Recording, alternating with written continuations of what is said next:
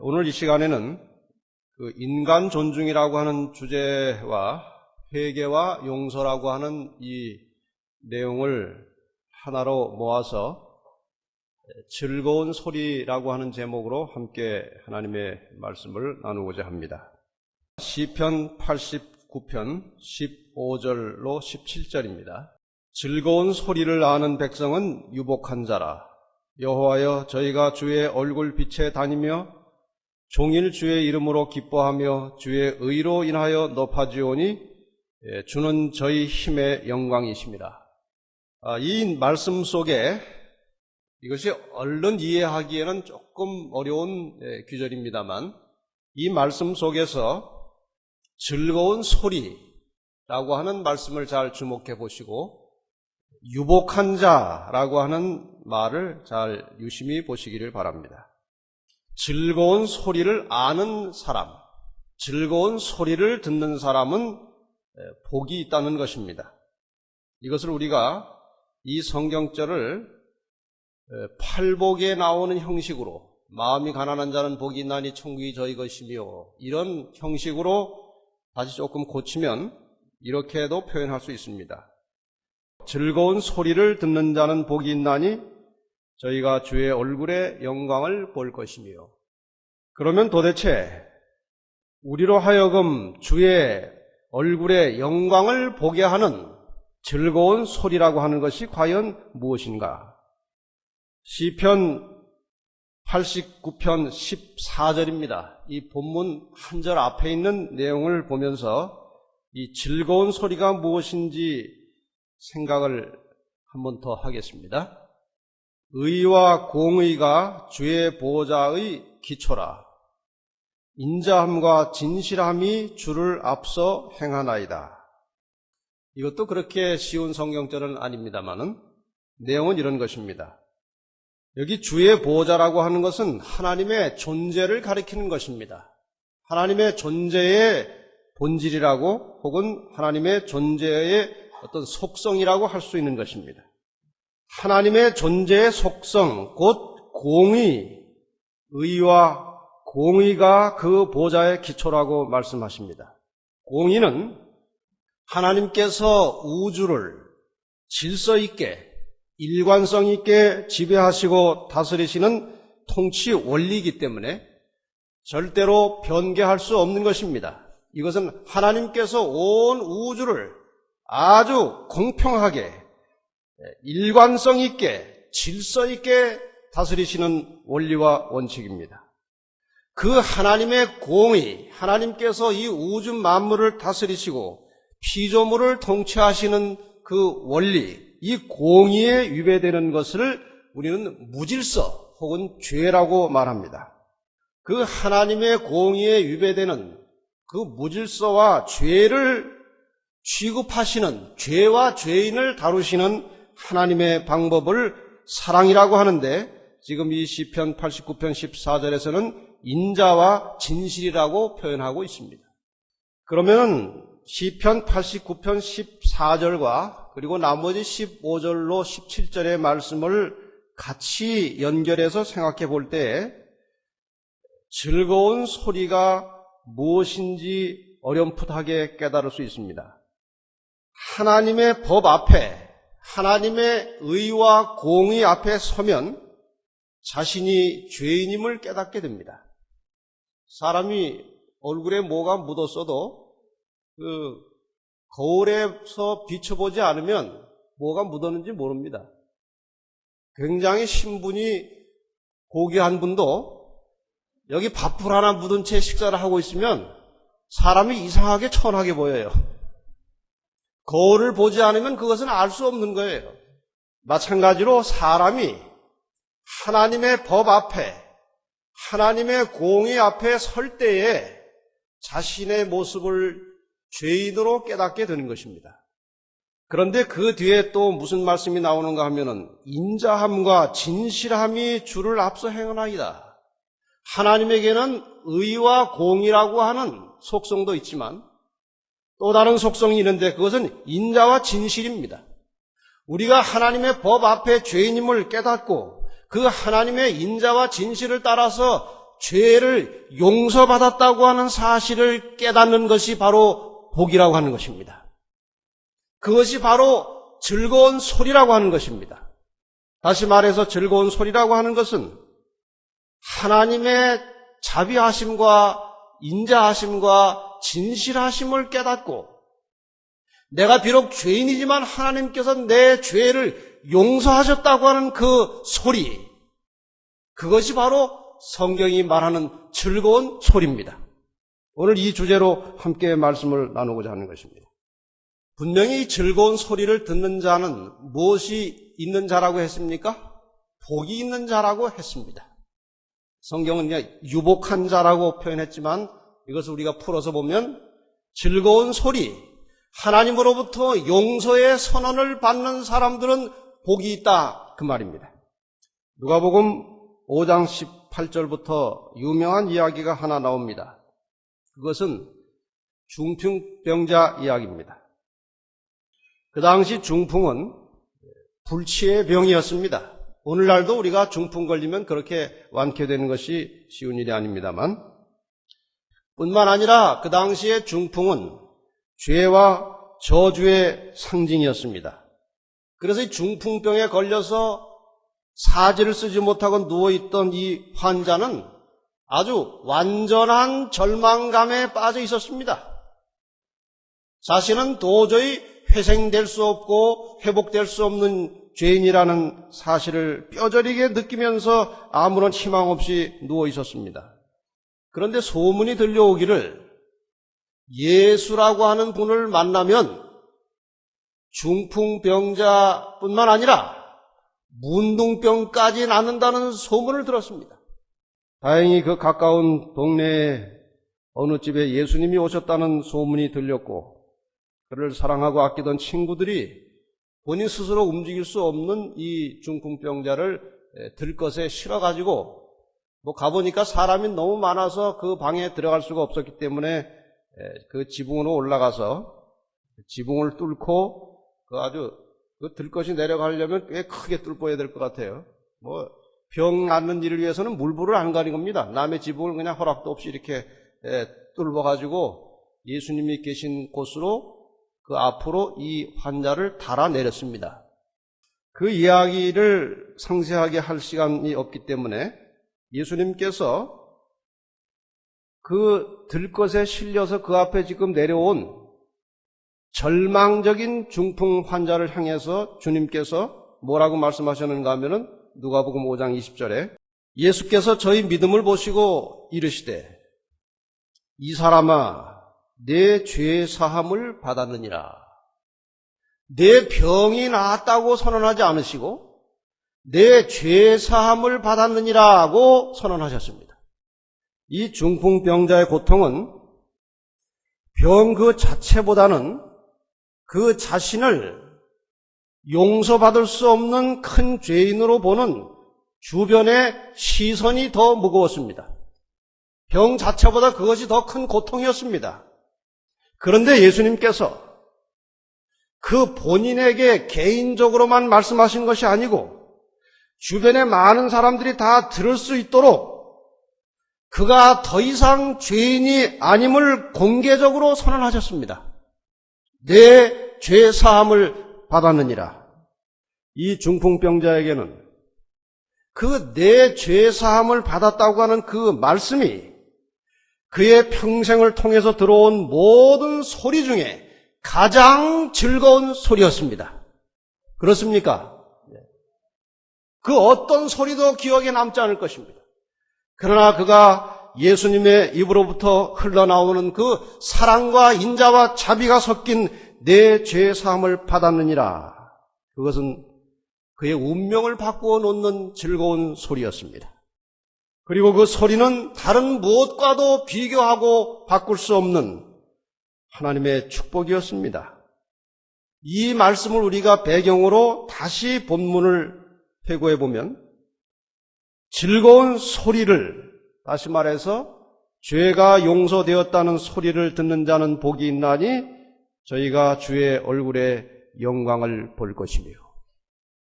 성경에는 이와 같은 이야기가 많이 나옵니다만 한 가지 이야기만 더 같이 나누어 보십시다. 요한복음 8장에도 여러분이 너무나 잘 아시는 유명한 이야기가 나옵니다. 간음하다가 현장에서 잡혀온 여인의 이야기가 나옵니다. 그 당시 예수님께서 이 여인을 만나셨던 그 당시 사회적인 통념으로는 다른 사람이 자기를 돌로 쳐서 죽여도 그 돌을 던진 사람에게는 죄가 없는 그 대상 중에 하나가 바로 간음하다 현장에서 잡힌 여인입니다. 사람입니다. 남자도 여자도 간음하다 현장에서 잡히면 그를 돌로 쳐서 죽여도 돌을 친 자는 죄가 없는 것입니다. 이것이 그 당시 사회적인 통념이에요. 이 수치스러운 죄 때문에 잡혀서 끌려온 그 여자에게 예수님께서 그 장면의 마지막에 하신 말씀이 무엇인가요? 요한복음 8장 11절. 예수께서 가라사대 나도 너를 정죄하지 아니하노니 가서 다시는 죄를 범치 말라 하시니라. 여러분, 이 여인이 지금 고개를 푹 숙이고 언제 돌이 날아올지 모르는 그 아주 절박한 상황 속에서 아주 초조하게 숨을 죽이고 있는 그 순간에 자비하고 인자하신 주님의 말씀이 들려온 것입니다. 너를 돌로 치려고 하던 자들이 어디 있느냐? 보니까 아무도 없었습니다. 그 정죄하려고 달려들었던 모든 사람들은 예수님께서 그들의 죄를 하나씩 하나씩 땅에 씀으로 지적하시는 광경을 보면서 용기를 잃고 다 뿔뿔이 흩어지고 여인만 남았습니다. 예수님께서 그들이 너를 정죄하지 못하고 다 도망갔듯이 나도 너를 정죄하지 않는다. 네 죄는 용서되었다. 그러니 다시는 죄를 짓지 말라고 말씀하십니다. 제가 알기로는 이 여인은 아마도 그 뒤로는 다시는 그런 죄를 짓지 않았을 것입니다. 이것을 뒷받침하는 성경의 다른 배경 이야기가 나옵니다만 여기서 자세하게 드릴 수는 없고요. 이 여인이 다 늙어서 죽어갈 무렵에 만약에 이런 질문을 받았다면 한평생을 통해서 들어온 소리 중에 가장 즐거웠던 소리가 무엇이었습니까? 라고 질문한다면 이 여자가 뭐라고 대답할까요? 당신이 한평생을 통해서 들어온 소리 중에 가장 즐거웠던 소리가 무엇이었습니까? 아마도 틀림없이 요한복음 8장 11절의 경험을 이야기할 것입니다. 그 절박한 순간에 예수님께서 내 죄를 용서하시고 나도 너를 정죄하지 않는다고 선언하셨을 때 그 말씀을 들었을 때 나는 가장 행복하고 즐거웠다고 말할 것입니다. 복 있는 자가, 하나님의 축복을 받은 자가 들을 수 있는 가장 즐거운 소리는 내 죄가 용서되었다고 하는 것입니다. 이 배경이 다시 시편 51편 7절과 8절에 나옵니다. 시편 51편이 어떤 성경인지 다 아시죠? 다윗이 큰 죄를 지었다가 선지자의 지적을 받고 통회하는 시입니다. 다윗이 그 시 가운데 어떤 내용을 썼는가 하면은 51편 7절과 8절입니다. 다윗도 지금 아주 절박한 심령으로 자기 죄를 뉘우치고 회개하고 있습니다. 우슬초로 나를 정결케 하소서 내가 정하리이다. 나를 씻기소서 내가 눈보다 희리이다. 나로 즐겁고 기쁜 소리를 듣게 하사 주께서 꺾으신 뼈로 즐거워하게 하소서. 지금 다윗이 하나님께 자기의 죄를 토로하고 자기의 죄가 용서되기를 간절하게 기도하면서 한 말이 무엇인가 하면은 나로 즐겁고 기쁜 소리를 듣게 하사. 무슨 소리를 지금 듣기를 원하고 기도하는 것입니까? 내 죄가 용서되었다고 하는 소리를 듣기 위해서 기도하는 것입니다. 그 소리를 다윗은 표현하기를 즐겁고 기쁜 소리를 듣게 해달라고 기도하고 있는 것입니다. 바로 이 소리를 기대하고 있는 것입니다. 내 죄가 용서되었다는 것입니다. 용서받았습니까? 못 받았습니까? 정말 왕으로서, 더군다나 하나님을 섬기는 이스라엘 민족의 왕으로서 도무지 할 수 없는 죄를 지었지만 그래도 하나님께서는 그를 용서하시고, 용서하셨을 뿐만 아니라 하나님은 다윗을 얼마나 좋아하셨는지 모릅니다. 성경을 읽어보시면 다윗 같은 자가 없다고 그랬어요. 그렇게 큰 죄를 지었는데도 그 솔직한 심정을, 죄로 지적받을 때의 죄를 아주 깊이 깨닫고 어린아이와 같이 순수한 마음으로 죄를 자백하고 회개하는 그 마음을 가진 다윗을 하나님은 좋아하신 것입니다. 우리에게 이와 같은 심령이 필요합니다. 죄를 회피하거나 변명하거나 가리지 말고 하나님 앞에 솔직하게 내어놓고 자복할 때에 우리는 즐겁고 기쁜 소리를 듣게 되는 것입니다. 성경에는 그와 같은 소리가 가득 차 있습니다. 이 즐겁고 기쁜 소리가 성경 구절 곳곳에서 들려오고 있습니다. 그런데 어떤 사람들은 그 소리를 듣고 어떤 사람들은 못 듣습니다. 어떤 사람들이 그 기쁜 소식, 그 즐거운 소리를 듣는가? 시편 51편 17절에 이렇게 기록하고 있습니다. 하나님의 구하시는 제사는 상한 심령이라. 하나님이여 상하고 통회하는 마음을 주께서 멸시치 아니하시리이다. 통회하는 마음, 상한 심령으로 통회하는 마음을 하나님께서 무시하지 않으신다고 하셨습니다. 하나님의 그 용서하시는 그 즐겁고 기쁜 소리는 죄에 대해서 슬퍼하고 통회하는 심령을 가진 사람들이 들을 수 있는 소리입니다. 성경이 하나님께서 우리 죄를 용서하시겠다고 여러 곳에 소리를 외치고 있지만 그 소리를 들을 수 있는 귀를 가진 사람들은 죄에 대하여 슬퍼하고 통회하는 심령을 가진 사람들입니다.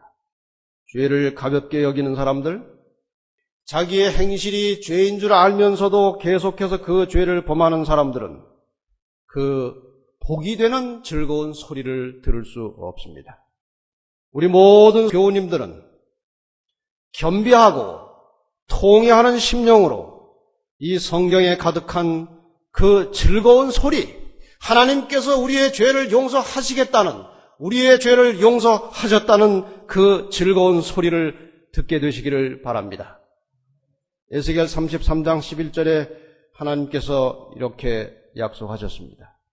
주 여호와의 말씀에 나의 삶을 두고 맹세하노니, 이것은 하나님의 존재를 걸고 하나님께서 우리에게 약속하시는 것입니다.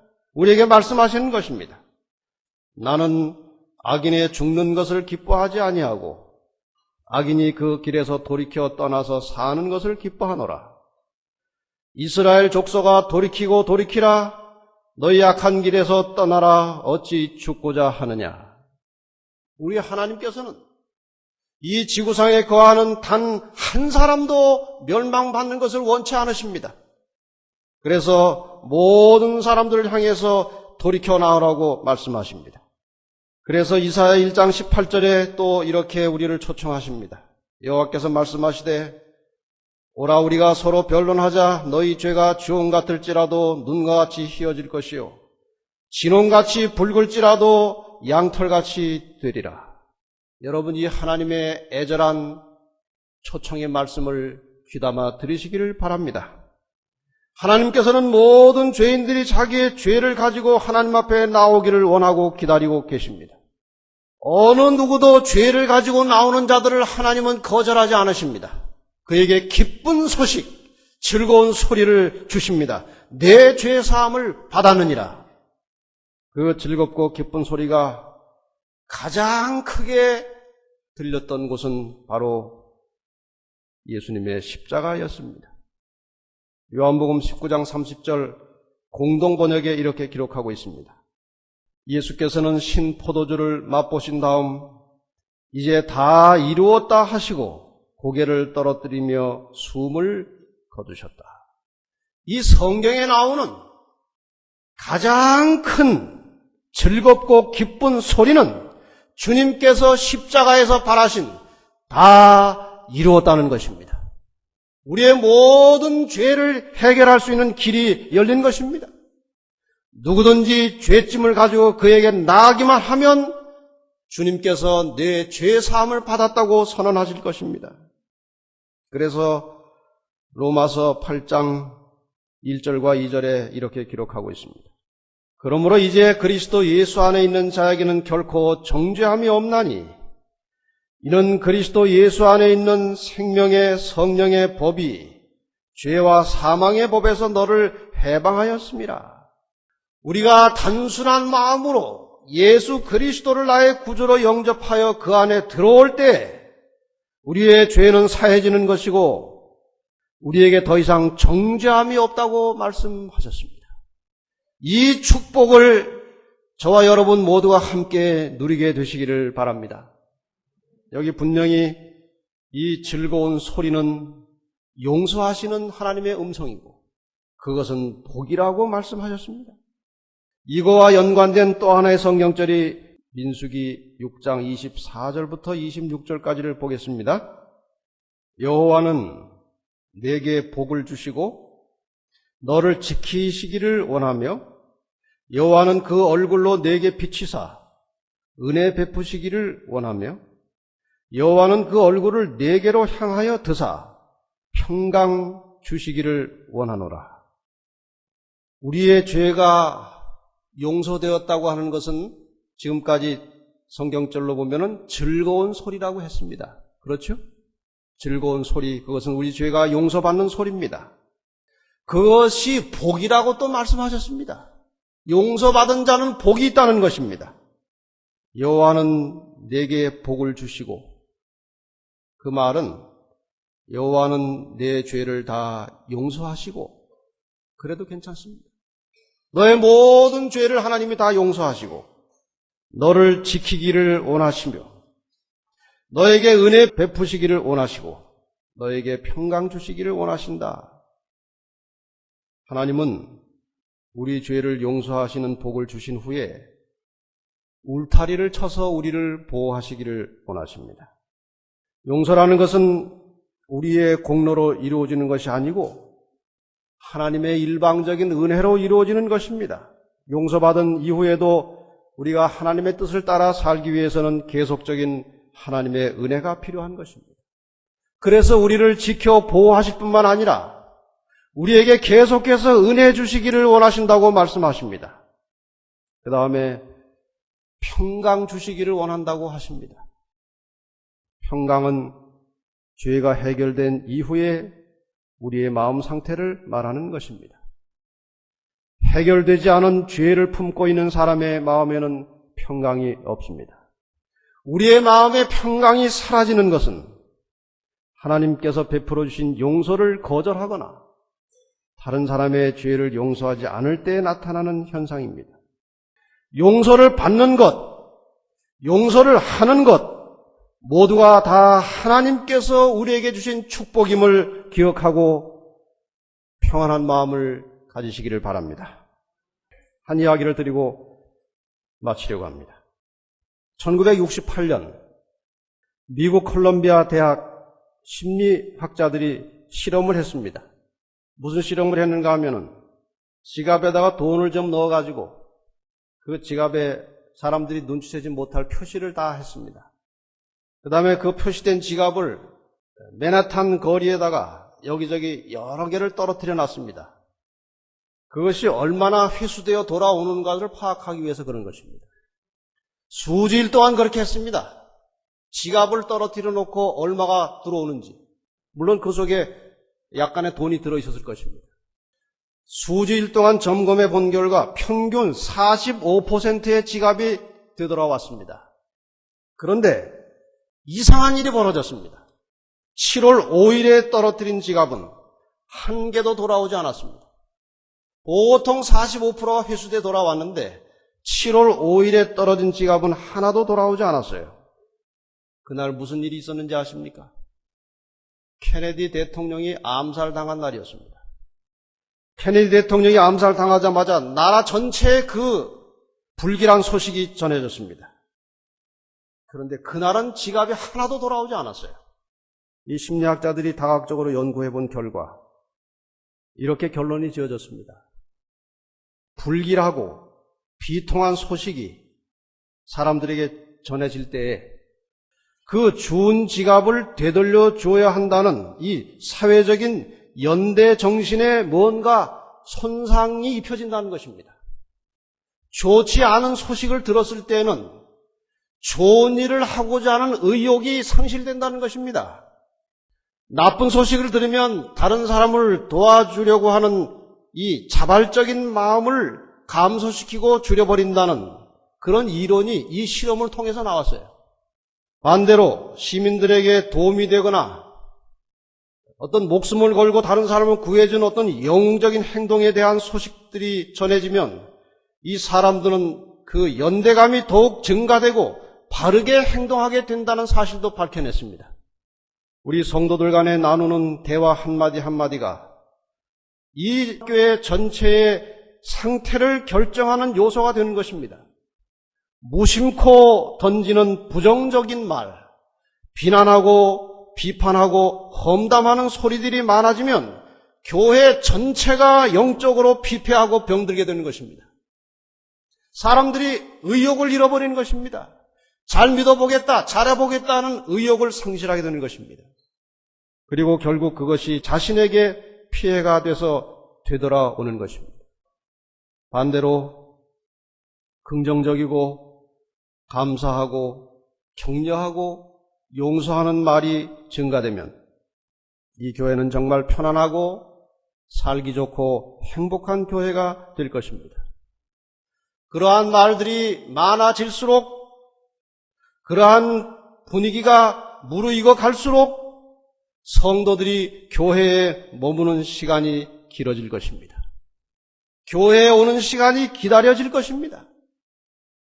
부탁드리기는 예배 마치자마자 집으로 가시는 분들도 이제 조금씩 교회에 머무는 시간을 연장하시기 바랍니다. 잠깐 아름다운 대화도 나누시고 신앙 이야기도 나누시고 그렇게 해서 교회에 머무는 시간이 점점 길어지다가 마침내 우리 모두가 하늘에 가서 영원히 함께 살기를 바랍니다. 그래서 이 교회는 용서의 울타리가 되어서 죄책감에 눌려있는 사람들, 질병이나 경제 문제나 가정 문제나 자녀 문제로 고통당하는 사람들, 마음에 상처 입은 사람들, 외롭고 소외된 사람들이 즐겁고 기쁜 소리를 들을 수 있는 장소가 되었으면 좋겠습니다. 끝으로 다시 본문의 말씀을 읽고 마치겠습니다. 시편 89편 15절 17절. 즐거운 소리를 아는 백성은 유복한 자라. 여호와여 저희가 주의 얼굴빛에 다니며 종일 주의 이름으로 기뻐하며 주의 의로 인하여 높아지오니 주는 저희 힘의 영광이심이라. 여러분, 우리 모두가 다 개인적으로 하나님이 들려주시는 즐겁고 기쁜 소리를 들으시기를 바랍니다. 우리 모든 성도들이 이 교회 안에서 사시는 생활하는 동안에 이 즐겁고 기쁜 소리를 서로 주고받으면서 이 교회가 행복하고 아름다운 하늘까지 갈 수 있는 그런 좋은 장소가 되기를 바라면서 말씀을 마치겠습니다.